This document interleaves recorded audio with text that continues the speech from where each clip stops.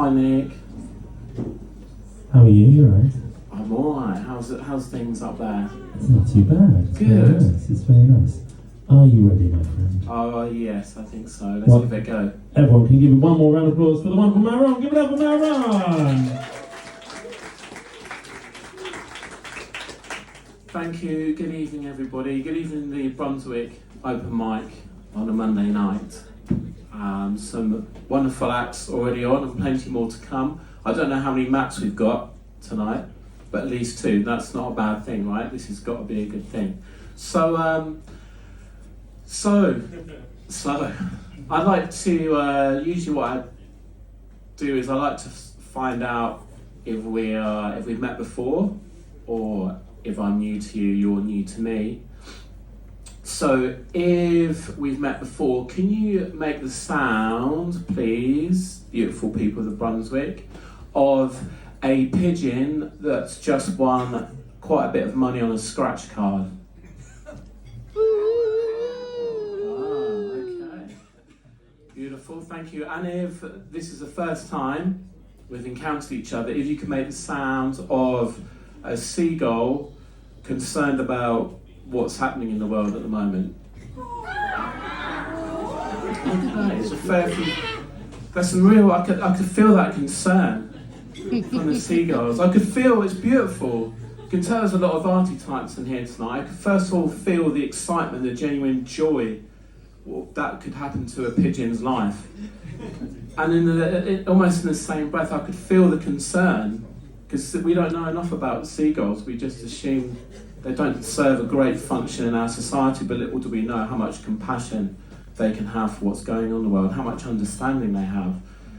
So if you take nothing from tonight, do not underestimate the power of a seagull and its compassion. What do you think? Yeah? Can we hear it for the seagulls? Yeah! Wow. That's great. You've got to love the seagulls. So, my name is Marrron, just so I know, got a better idea now. There's a few people we've met before, a few people meeting for the first time. So I started doing some open mics probably about 8 months ago. Had the intention of, back then, of overcoming fear, of being visible. So it's kind of got one way to do it is to sort of dress up and stand up in a room full of strangers. Although it doesn't feel like strangers. I've got a lot of love for the Brunswick on an open mic night on a Monday. It feels like a really welcoming place to be. So I've been doing this, and I thought what I needed to do to overcome this and understand what fear's all about is not just do 1 or 2, but commit to doing 1 a week for a whole year. And I'm probably about 8 months into that now, and falling a little bit behind because, I've been away. I've been away for the last few weeks. I've been in Switzerland. So, Switzerland, what sort of stuff, if you went to Switzerland, what sort of stuff would you get up to if you went to Switzerland? Hear from the audience. Cheese. I've actually, that's funny, that's been my number one thing. It wasn't my intention. I went there, I was going to write 2 self-development books. I was going to write 2. In the end, I ended up just eating a lot of cheese. That was my number one activity. It was unplanned. I just did it off the cuff. I did it repeatedly. What else would you do if you went to Switzerland? Anything else? Find seagulls, probably. Find seagulls? Yeah. I did look for seagulls, and I missed the seagulls, which is why I've got compassion for the seagulls, I think. Anyone else? Switzerland? Hot tubs. No? Saunas?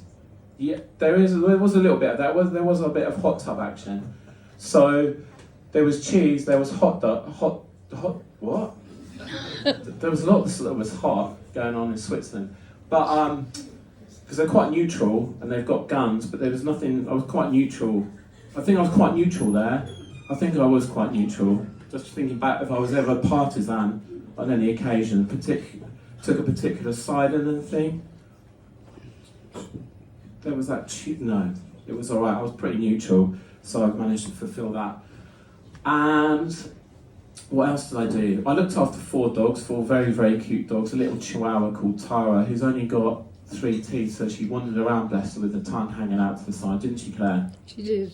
And she followed me around like a shadow, which is great for my mindfulness practice because I had to sort of continue to keep turning. I wasn't treading on her and I had to phone up the owners.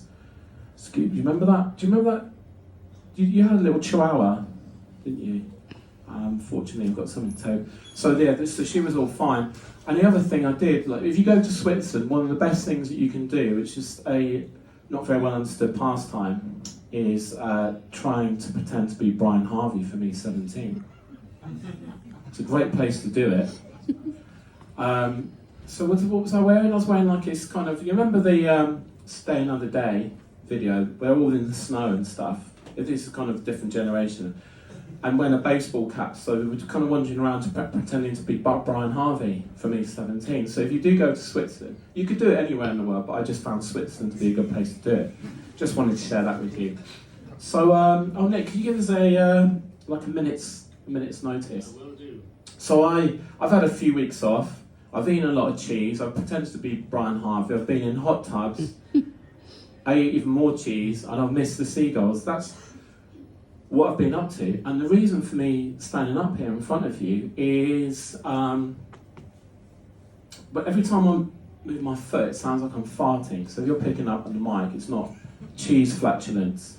There has been quite a lot of cheese flatulence, as you can imagine.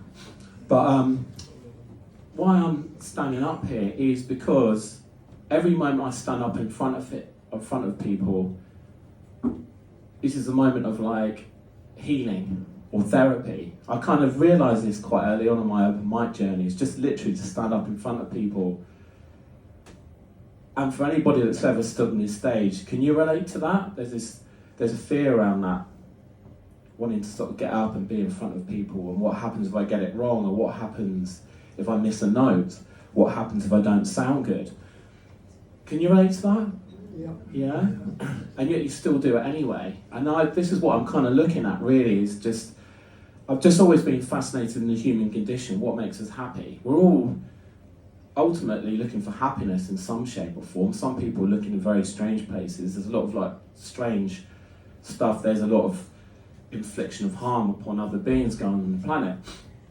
So I've always been interested in what can we do? How can we be happy as individuals and as a society and as a planet? And I think there is a lot of hope.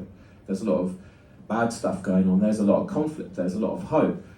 Developing compassion for seagulls seems to be a good place to start.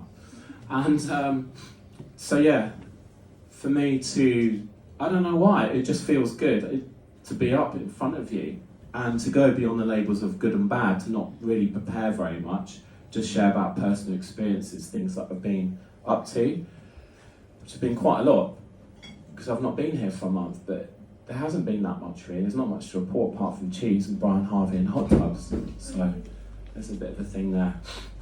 So, yeah, what else do I want to say on that? Because I work in the field of personal development, so this is a bit of an edge, identified an edge. I don't talk about what I do outside of this. I like to dress up, as you can see.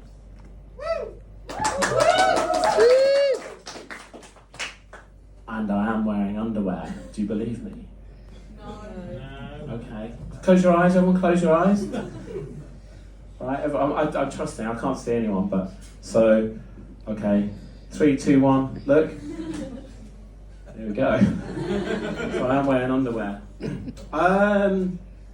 So this is it really. And I don't know what this is. Each time I do it, it's something different. I don't know if it's supposed to be funny.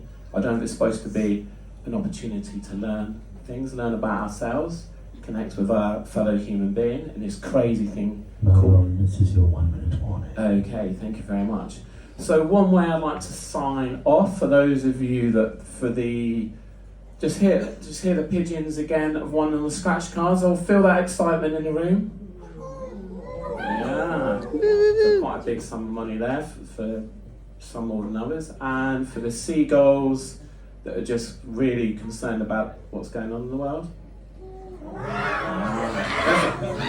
There's a lot, so there's even more seagulls, or there's more concern than there was at the start. Okay, so what I want to do is spread this message. Part of what I'm doing this for is it's about mental health and wanting to understand that we're all okay as we are. For me, I compare and despair, compare myself to other people unfavourably sometimes. I don't know if you can kind of relate to this, but just sort of coming back to a sense of I'm okay as I am, I can just be me. We're all unique. And to express our uniqueness rather than trying to copy and be someone else. So, with that in mind, what I'm going to do is, because there could be a voice inside you which tells you you're not good enough sometimes, for whatever reason, and stops you facing that fear and pushing on and doing things that you feel are calling for. So, what I'm going to do is going to say in the microphone, my name is, we all say this together, my name is, you say your name, and if you don't like it, fuck you. How's that sound, yeah?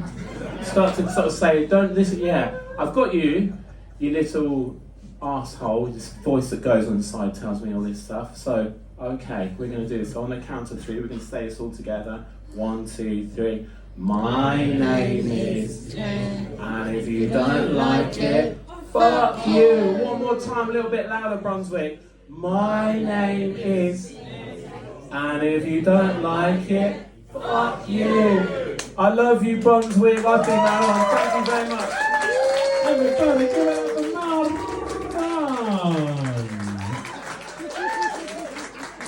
Thank you so much, Marrron.